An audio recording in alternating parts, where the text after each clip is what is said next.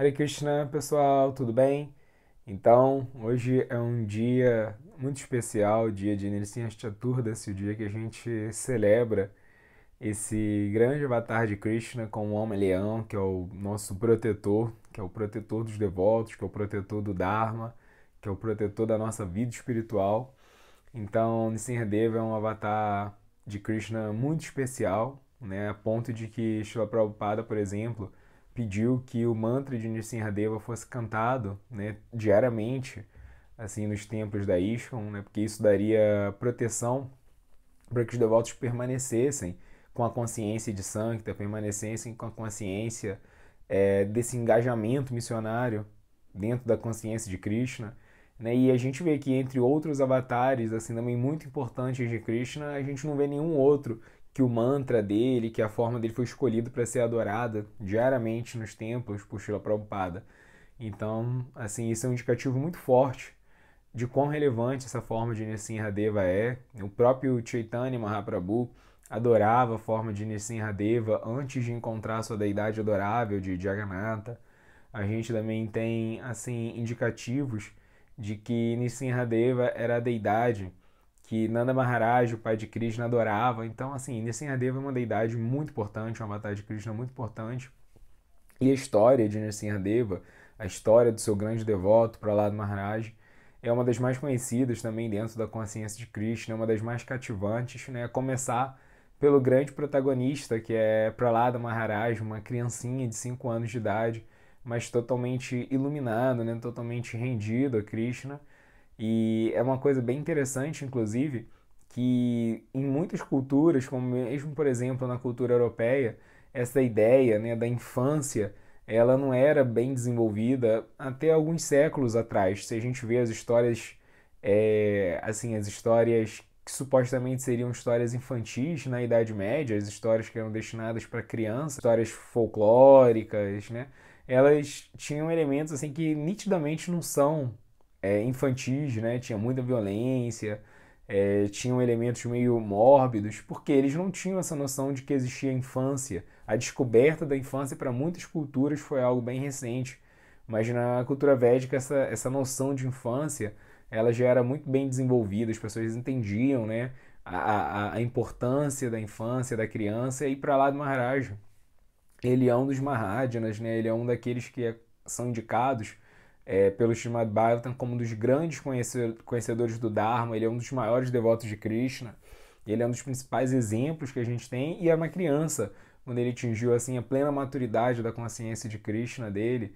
Então a história é bem famosa que Prahlad Maharaj, ele é filho de Hiranyakashipu, o rei dos demônios, né? Hiranyakashipu, ele não era só um demônio comum, ele era um demônio extremamente poderoso, e ele alcançou de Brahma as bênçãos, né, de que ele morreria apenas numa condição bem específica. Ele pediu para Brahma a imortalidade. Brahma falou para ele que não posso conceder isso. Eu não posso conceder para você a imortalidade. Então, Hiranyakashipu ele tentou enganar a morte, né? Então ele pediu a bênção de não morrer nem de dia, nem de noite, a bênção de não morrer nem dentro, nem fora de nenhum lugar, de não morrer pela mão de nenhum animal, nenhum ser humano, né? E não morrer por nenhuma arma, nem pelas mãos de semideuses, né? Não morrer nem no chão, nem no céu, nem em cima, nem embaixo, né? Assim, ele tentou tapar todos os buracos, todas as lacunas que poderiam propiciar situações onde ele poderia morrer, né? E aí ele, além disso, vai derrotando todos os semideuses depois de conseguir essa bênção de ficar praticamente virtualmente imortal. Ele vai desafiando os semideuses, derrotando os semideuses, anexando o seu próprio reino, o reino dos semideuses, e ele vai pegando o poder dos semideuses que ele derrota para si mesmo, né? Ele derrota até mesmo Shiva, que é extremamente poderoso, capaz de destruir o universo inteiro. Então, assim, ele era um demônio bem especial pelo nível de poder que ele tinha e também pela motivação que ele tinha.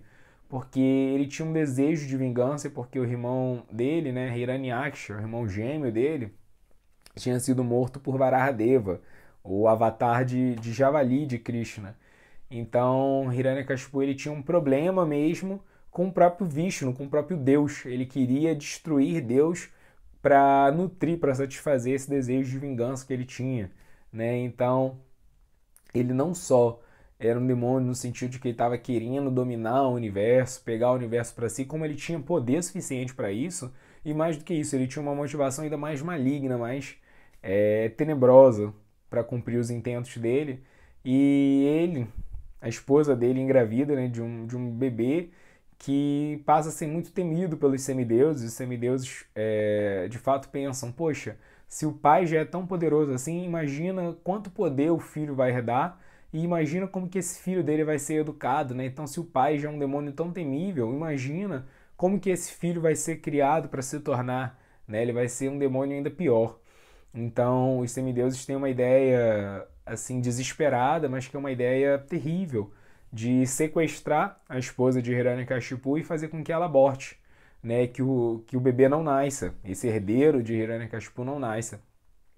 E Narada Muni, o grande sábio entre os semideuses, ele fala: não, isso não é possível, né? A gente não pode proteger o Dharma fazendo o Adharma, né? O aborto, você interromper uma vida que ainda não veio existir, né? Privar uma alma ali que está prestes a nascer de ter essa experiência plena do nascimento, né? Isso é algo totalmente demoníaco. Então ele falou: a gente quer derrotar um demônio, mas fazendo uma coisa totalmente demoníaca, que é um aborto, isso não é possível, né? Então ninguém teria, né, nenhum entre os semideuses em sã consciência enfrentaria Narada Muni, nenhum deles teria moral para isso. Então Narada Muni ele chega lá, interrompe e fala: ninguém vai fazer nada de mal para ela, vamos fazer o seguinte, vamos pegar a esposa de Hiranyakashipu que vocês resolveram sequestrar e vamos levar para o meu ashram, lá eu vou tomar conta dela. E ele, né, dito e feito, ele leva a esposa gestante de Hiranyakashipu para o seu ashram. Lá ele cuida dela, recitando o Srimad Bhagavatam, recitando conhecimento espiritual. E é dito que o feto ali, para lá do Maharaj, ele vai sendo nutrido, né, por Krishna Katha, pelas narrativas a respeito de Krishna, né, desde o ventre. Então, quando ele nasce já totalmente iluminado em consciência de Krishna, apegado a Krishna. Segundo Sridhara Swami, que é um grande comentarista, o primeiro comentarista assim em pleno, né, do Srimad Bhagavatam, ele diz que Prahlada Maharaj é a personificação de Vishnu Smarana, né, da lembrança de Krishna. Então, o que acontece é que Prahlada é dito que ele não se esquecia de Krishna em circunstância alguma. Então, depois que ele nasce, Narada Muni pega, né, a esposa de Hiranyakashipu e o filho dele, Prahlada Maharaj, e devolve Hiranyakashipu, fala: olha, eles estão aqui, estão bem, estão salvos, né? Toma eles de volta. Então Hiranyakashipu fica muito feliz com o filho, ele era muito apegado ao filho, e ele de fato ambicionava que o filho dele crescesse e se tornasse um demônio muito poderoso, fosse o herdeiro legítimo dele, mas o que ele não imaginava é que o filho era totalmente consciente de Krishna, e mais do que isso, o filho era tão apegado a Krishna que ele não se contentava em só ele adorar Krishna, só ele ser devotado a Krishna, como ele queria converter seus amiguinhos na escola, né, que eram os filhos de demônios também, para a consciência de Krishna. Ele começa na escola dos demônios pregar a consciência de Krishna, e quando os professores dele descobrem isso e relatam isso para o pai dele, Hiranyakashipu fica muito irritado, muito nervoso com a circunstância toda, porque para ele é como se o filho dele tivesse compactuando com um grande inimigo, um grande adversário dele. Então ele se sente traído assim num nível muito profundo, e ele pede para o filho dele mudar de ideia, mas quando Prahlada se recusa a deixar de ser um Krishna Bhakta, um devoto de Krishna, Hiranyakashipu chega ao extremo de tentar assassinar o próprio filho de diversas formas, né? Então jogar do alto de um penhasco, pedir para que seus capangas furassem ele, né, com armas cortantes, jogassem no fogo, desse para ele comida envenenada, todo tipo de coisa sórdida, né? Só que ele é sempre protegido por Krishna, ele está sempre protegido porque ele nunca se esquece de Krishna. Então, assim, a gente vai vendo ao longo da história de Prahlada Maharaj que a proteção de Krishna é algo constante na vida dele, e ela é proporcional ao nível da meditação, ao nível de lembrança que ele tem de Krishna, né? E aí o clímax da história, que é muito famoso, é quando Prahlada Maharaj é confrontado pelo próprio pai Hiranyakashipu no auge da sua ira. Então Hiranyakashipu desafia Prahlada, fala: você é devotado, né, a esse Deus aí que você chama, né, de Vasudeva, aquele que é o habitante divino, que mora em todos os lugares, aquele que é Vishnu, né, que é onipenetrante, que está em tudo, que é onipresente. Então ele está presente dentro dessa pilastra aqui, né, uma pilastra do palácio dele mesmo, né, do rei Hiranyakashipu. Então ele fala, então, assim, se eu destruir a pilastra, quer dizer que eu estou destruindo o seu Deus, né?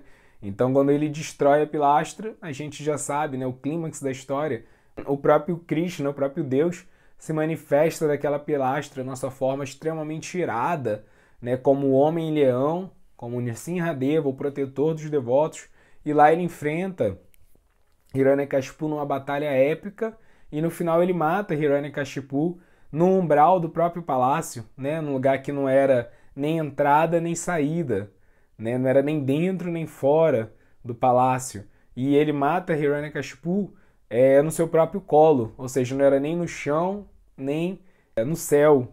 Não mata ele também, nem de dia nem de noite, porque a hora onde Hiranyakashipu é morto é a hora do crepúsculo.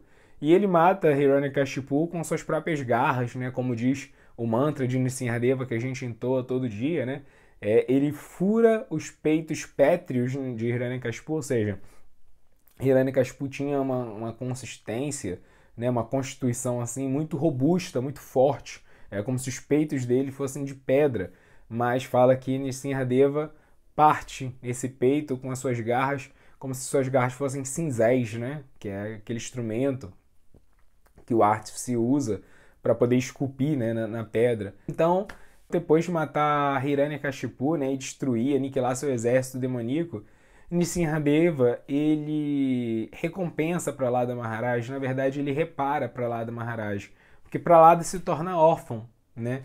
Mas Krishna mesmo garante na Bhagavad Gita que o meu devoto, ele jamais perece, né? Ou seja, ele não perde nada por se devotar a mim, né? E Krishna fala também, Krishna faz essa promessa na Bhagavad Gita que eu trago para o meu devoto aquilo que lhe falta e preservo aquilo que ele já tem, né?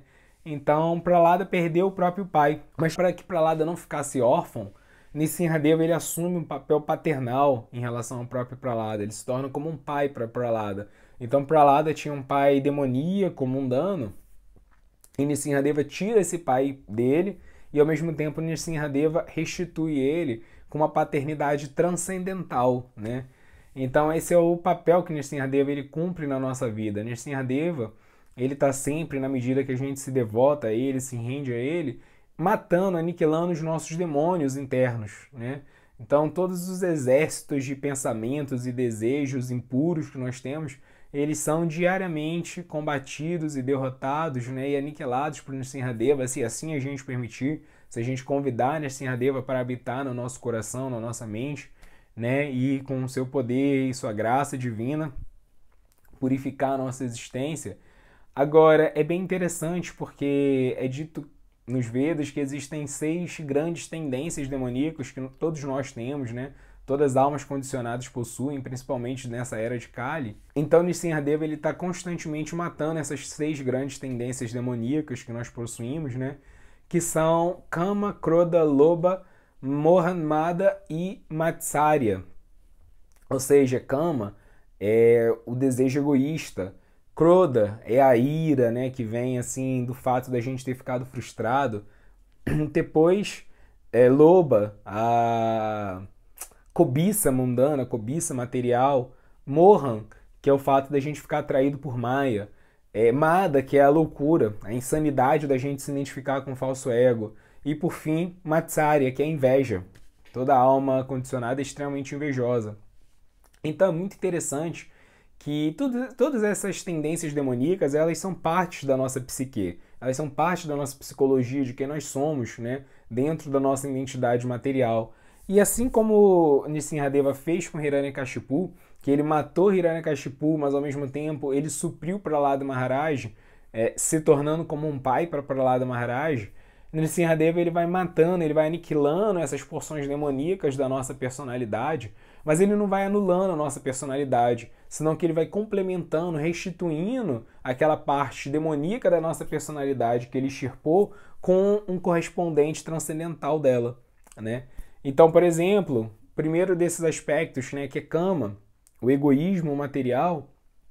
Kama ele vem justamente do desejo da gente obter autossatisfação, né? Satisfação de ser servido.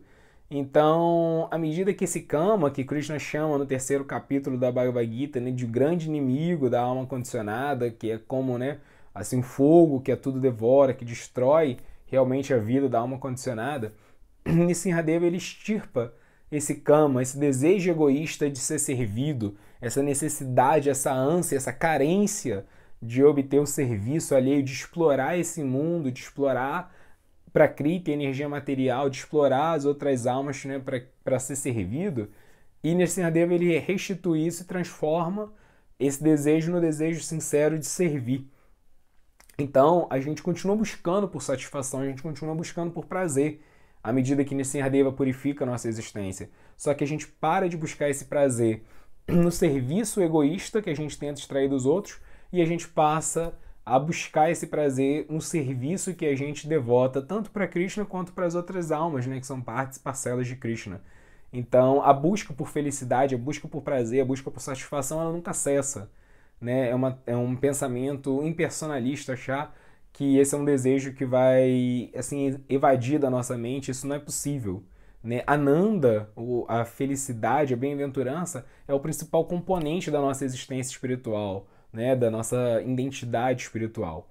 Só que a busca por felicidade ela tem que ser direcionada no serviço a Krishna, no serviço às outras almas. Né? Então, Krodha, né, que é o segundo inimigo demoníaco que está atuando dentro da gente, né, essa ira que vem da frustração material, quando o nosso ego ele se torna ferido, quando o nosso ego, falso ego, o ego material, ele se torna frustrado, logo vem a ira, como Krishna mesmo fala, né, no capítulo 2 da Bhagavad Gita, que quando os nossos desejos não são satisfeitos, a ira se manifesta. Né? Então, essa ira mundana, essa ira material, que é fruto do modo da paixão, ela dá lugar a um senso de justiça espiritual. Né? Então o devoto ele não é assim alguém passivo que tolera qualquer coisa. Não, ele é munido de um senso de justiça espiritual. Né? E o próprio Nrsimhadeva é o exemplo disso. Ele não tratou assim Hiranyakashipu de forma amena, só falou palavras diplomáticas com ele para tentar mudar ele. Não, ele partiu para a batalha e fez o que foi preciso. Inclusive, o que foi preciso foi aniquilar Hiranyakashipu e seu exército. E ele o fez, né? Então, assim, dentro da história, né, da religiosidade no Ocidente, a gente também tem assim um exemplo muito forte de Jesus, né, com um chicote assim expulsando os vendilhões da porta do templo, muito irado, que eles estavam tentando comercializar assim o reino de Deus, né? Então, assim, esse exemplo de alguém que não tolera uma ofensa a Deus, não tolera uma ofensa ao Dharma, né, não tolera uma injustiça, não tolera uma ofensa aos devotos, é o tipo de ira espiritual que deve se manifestar no nosso caráter. Né? A gente também não pode ser passivo, porque passivo é uma manifestação do modo da ignorância. Alguém que é sempre passivo, letárgico, não se envolve com nada, não protege o Dharma. Né? A gente vê assim na história do Mahabharata que grandes almas como o avô Bhishma ou mesmo Dronacharya, eles foram punidos porque eles foram passivos em não defender o Dharma na hora que eles deveriam ter defendido, né? E a gente vê também um outro exemplo bem marcante, que é na hora que Krishna está lutando com Kansa, e Kansa começa a ofender Vasudeva, o pai de Krishna, e assim, desesperado, porque ele achava que ia morrer, né? Ele fica muito irado, ele começa a falar várias bobagens, assim, né? Impropérios, começa a falar várias ofensas contra Vasudeva, e aí, em um determinado momento, ele fala uma ofensa contra Nanda Maharaj. Nessa hora que ele fala uma ofensa contra Nanda Maharaj, Vasudeva fala assim, agora basta, Krishna, acaba com ele. Né? Então, enquanto Vasudeva estava sendo ofendido, ele tolerava totalmente. Mas na hora que ele escuta uma ofensa contra Nanda Maharaj, né, ele não tolera isso. Então, o devoto tem que ter esse caráter de não tolerar injustiças, né, principalmente não tolerar ofensas ao serviço devocional, ao próprio Krishna ou a grandes devotos, né? Então a nossa Krodha, a nossa ira mundana, a nossa ira que é fruto do ego, ela tem que dar lugar a uma espécie de senso de justiça espiritual. Depois Lobha, né, a ganância, a cobiça mundana, ela tem que dar lugar a Laulyan, né, ao desejo assim sincero da gente obter Krishna, o serviço a Krishna. Então, o próprio Chaitanya Mahaprabhu falou que só existe uma moeda que compra Krishna. Só existe uma moeda para a gente conseguir, de fato, assim, acesso pleno ao serviço devocional. E Chaitanya Mahaprabhu falou que é esse loba, esse desejo intenso de servir Krishna. Né? Não é nenhuma qualificação pessoal que a gente tem, não é nossa austeridade, nossa disciplina, nosso conhecimento que permite a gente ter acesso ao serviço devocional puro. Né? Pelo contrário, o serviço devocional puro que proporciona a possibilidade da gente desenvolver essas virtudes. Elas são consequências do amor por Krishna estar habitando no nosso coração. Mas a moeda que de fato permite com que a gente receba a semente desse amor puro por Krishna é o desejo, né? O desejo de ter Krishna, o desejo de servir Krishna, o desejo de agradar Krishna. Então o devoto tem que desejar profundamente, né? Então Nrsimhadeva ele vai ao mesmo tempo exterminando o loba, o desejo da gente satisfazer o nosso ego, e vai ressignificando esse desejo pela loba transcendental, né? Pela ânsia transcendental da gente servir Krishna, fazer algo grandioso para Krishna. Também não é que o devoto deva se tornar passivo, não querer ter nenhum desejo. Não, agora o que vier tá bom, porque eu não sou o controlador é Krishna. Né? Isso também é algo artificial. A gente sempre vai querer fazer algo, a gente sempre vai querer ter algum projeto, a gente sempre vai querer ter alguma engenhosidade, a gente sempre vai querer performar algum ato nesse mundo, e a gente sempre vai ter como somos partes e parcelas de Krishna e herdamos, né, as mesmas características dele, sempre vamos ter a tendência a controlar algo. Então o que a gente tem que controlar, fazer, desejar, né, planejar, é fazer algo que satisfaça os desejos de Krishna. Então é importante a gente trocar a loba mundana, o ânsia, a cobiça mundana, pela ansiedade e a cobiça de fazer algo grandioso para agradar Krishna, o mestre espiritual. Né? Aí o quarto demônio, que é Mohan, a atração que a gente tem por Maya, né? O fato da gente ficar apegado, atraído a esse mundo, às seduções, tentações que existem nesse mundo, né? Tentações tanto no modo da paixão, da gente conseguir fama, conseguir sucesso material, quanto as tentações no modo da ignorância, da gente querer ter só uma atitude escapista, fingir que os problemas não existem para que eles não envolvam a gente. Né? Tem as atrações, as seduções do modo da bondade, da gente se sentir melhor do que os outros, mais sábio, mais avançado que os outros. Então, todos esses são morras, né? São atrações que esse mundo material exerce sobre a gente, mas além deles, né? Além do cupido material, além dessa força que existe nesse mundo, né? Que está atraindo a gente por tantas coisas materiais que não satisfazem a gente verdadeiramente, existe o Cupido transcendental, existe uma Dana Mohana, né? O Krishna, que é aquele que atrai até mesmo o Cupido. Né? Então a gente tem que, na verdade, ser atraído por ele, né? Por ele que é Krishna, o todo atrativo. Né? Então, assim, Nrsimhadeva ele vai destruindo a atração mundana que a gente experimenta, mas não é que a gente vai deixar de ser atraído por nada, né? Não, pelo contrário, a gente tem que estar cada vez mais atraído por coisas espirituais, né? Pela literatura sagrada e pela sua revelação espiritual, atraído pela associação com os devotos, atraído pela possibilidade de fazer serviço, atraído pelos desafios da consciência de Krishna, atraído acima de qualquer coisa, né? Pelo cantar dos santos nomes, atraído pela atividade missionária da consciência de Krishna. A gente tem que estar assim cada vez mais preenchendo as lacunas da nossa mente com a atração transcendental. E aí, o quinto grande demônio que existe na nossa mente, né, que é Mada, a loucura. Né? O que é a loucura? A loucura é da gente se identificar com o ego material, com a Ahankara. Né? Então, nós somos uma alma eterna, mas a gente se identifica com tantas circunstâncias temporárias, né, a ponto da gente esquecer, muitas vezes, a meta da nossa vida para tentar cumprir essa agenda material. Então, a gente se identifica com a personalidade material. Então, isso é um tipo de loucura. Né? Imagina você não saber quem você é, não saber que você é uma alma espiritual, qual é o sentido da vida. A gente vê, né, que assim na era pós-moderna que nós vivemos, que é uma era assim que filosoficamente, né, assim advoga uma espécie de niilismo. Não existe sentido para a vida, não existe um propósito assim pré-definido para a existência. As pessoas elas estão cada vez mais assim depressivas e desesperadas mesmo. Né? Viver num ambiente niilista, num ambiente sem sentido, sem propósito, é algo aterrorizador. Então, a gente tem que trocar essa loucura mundana da gente estar identificado numa vida material e sem sentido, pela loucura transcendental, né? E qual que é a loucura transcendental? Então, quando alguém tá louco, essa pessoa ela não cumpre com os seus propósitos sociais, não cumpre com os seus deveres, não leva uma vida adequada de acordo com as normas, né, sociais, com os padrões de comportamento esperados, né? E dentro da consciência de Krishna também tem aqueles, né, que são conhecidos, por exemplo, como avadutas, né, que são os loucos transcendentais, como Rishabhadeva ou Nityananda Prabhu, que na verdade não é que eles são loucos, mas é que eles estão assim num nível de identificação com a consciência de Krishna tão grande que eles simplesmente já não se importam mais com compromissos materiais, né? O único compromisso que faz sentido para eles, que ainda atrai o coração e a mente deles, é o compromisso que eles têm com a consciência de Krishna, né? Então existe um tipo de loucura transcendental, como por exemplo as gopis, né? Quando elas abandonam as suas obrigações materiais, né? Com a família e vão se encontrar com Krishna na noite de madrugada de outono para dançar, né? A dança da rasa.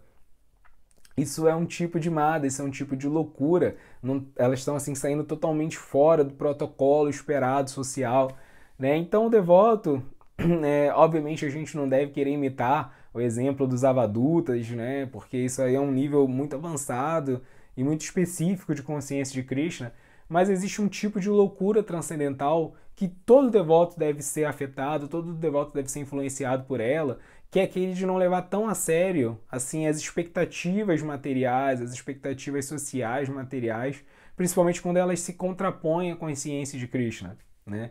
Então esse tipo de vida que o devoto deve levar que é totalmente contraintuitivo, né? De se preocupar primeiro com a alma e depois com os assuntos que são pertinentes ao reino, à esfera material. Isso é um tipo de loucura se a gente parar para analisar, porque isso contraria totalmente qualquer expectativa, qualquer tipo de comportamento considerado normal dentro do reino material, né? Então, essa é a loucura transcendental.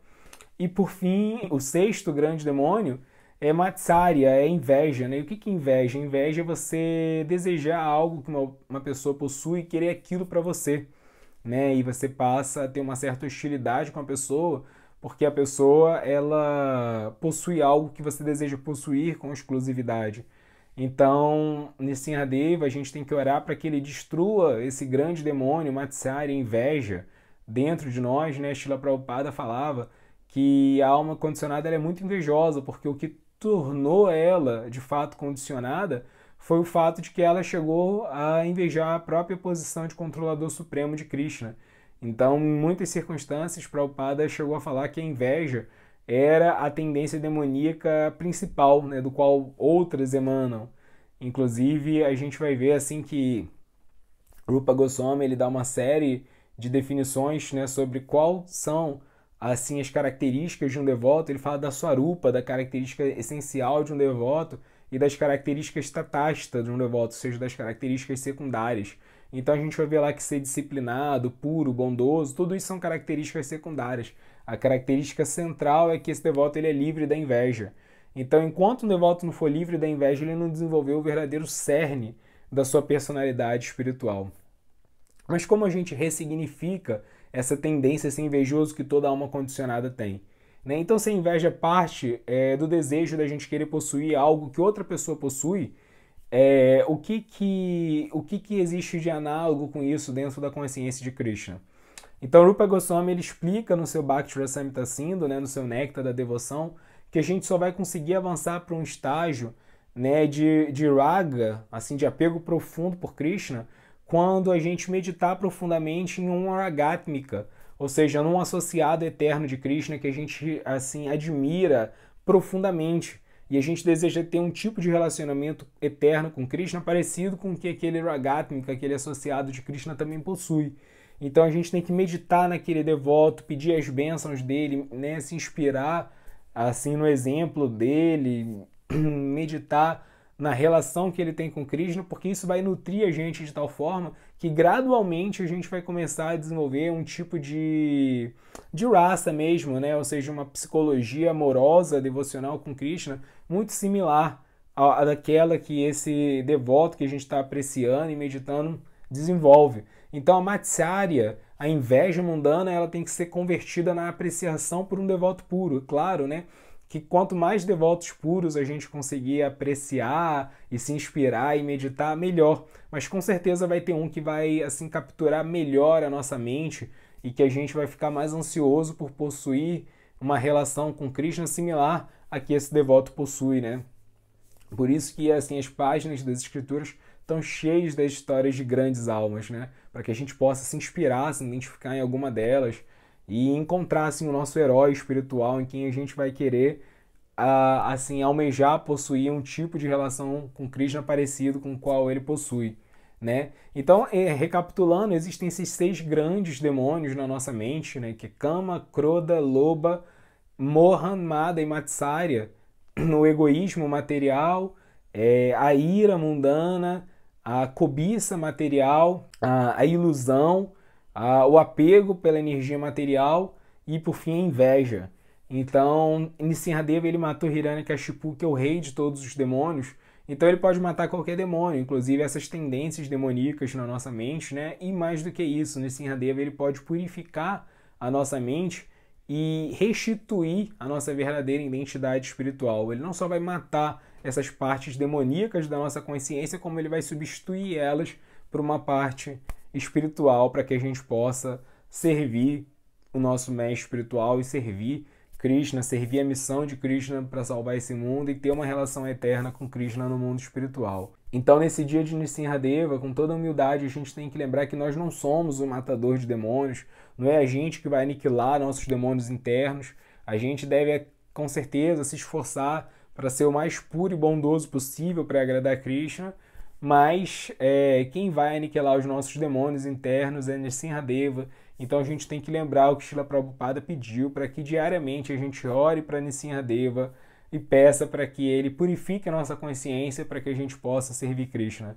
Então Nrsimhadeva é o grande protetor dos devotos e a maior proteção que ele pode nos outorgar é a proteção contra nós mesmos, ou melhor, contra aquilo que nós não somos, com o nosso componente material, nosso componente demoníaco que está habitando a nossa consciência agora, nesse momento, né? Então temos que pedir as bênçãos de Nrsimhadeva hoje e sempre, e mais do que isso, pedir as bênçãos do seu grande devoto Prahlada Maharaj, né? Como o Krishna enfatiza no 11º canto, na sua conversa com Uddhava, o devoto é ainda mais poderoso, ainda mais misericordioso do que o próprio Deus, né? Como o próprio Krishna fala para Durvasa Muni, que ele fala, eu não sou independente, apesar de eu ser Deus, eu não sou independente, eu sou totalmente dependente do meu devoto puro, né? Então Nrsimhadeva ele é o grande protetor, mas com certeza Prahlada Maharaj consegue ainda exceder em misericórdia, em bondade, o próprio Nrsimhadeva, né?